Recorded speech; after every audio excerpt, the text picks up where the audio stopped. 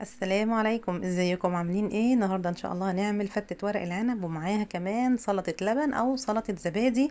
وصفة كده من المطبخ الشامي هنعملها، هتدفينا جدا في السقعة دي. حاجة كده طعمها تحفة. يلا بينا عشان نبدأ الفيديو كده ونشوف مكوناتنا مع بعض. في البداية جبنا ورق العنب، طلعته من الفريزر وبعد كده بدأت اقطعه بالمقص كده القطع اللي انا عايزاها. يعني عايزة قطعة صغيرة قطعيها صغير، انا قطعتها متوسط عشان عايزة ورق العنب يكون باين في وصفتي.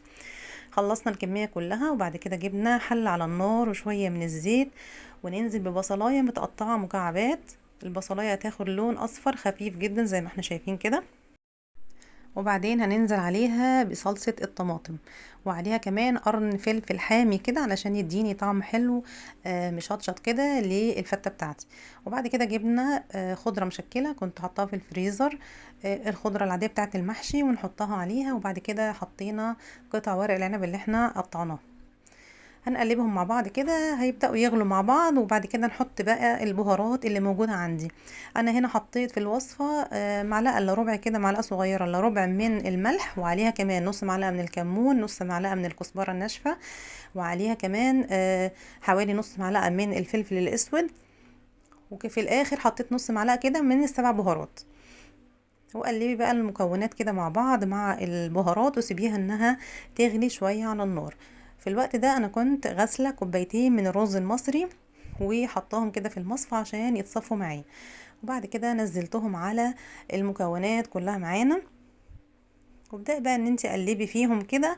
وعايزه اقول لكم حاجه، ان الوصفه دي بتبقى محتاجه ميه كتير او شوربه كتير. انا حطيت هنا معلقه من دبس رمان ومعلقه من الصويا صوص، وعليهم كمان عصره ليمونه. عصرت ليمونه كامله عليها، وبدات ان انا قلبتهم مع بعض كده. وهنزودها طبعا ميه تاني او شوربه، لو موجود عندك شوربه زودي شوربه. وطبعا هنظبط الملح معانا. وهنسيب بقى الوصفة بتاعتنا تغلي شوية على النار، وهنغطي عليها لحد ما تستوي. وخدي بالك طبعا اول ما تغلي جامد هنوطي عليها زي ما بنسوي الرز العادي. اهي بعد ما استوت معانا بصوا شكلها بقى عامل ازاي، ما شاء الله، بيبقى فيها سائل كده ويبقى طعمها تحفة على فكرة.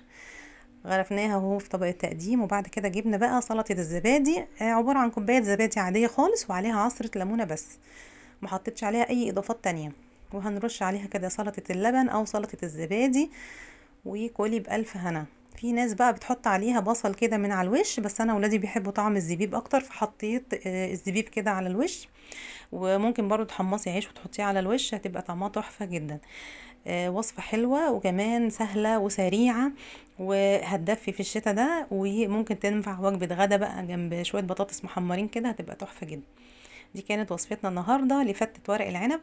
جربيها ان شاء الله، هتعجب الولاد جدا.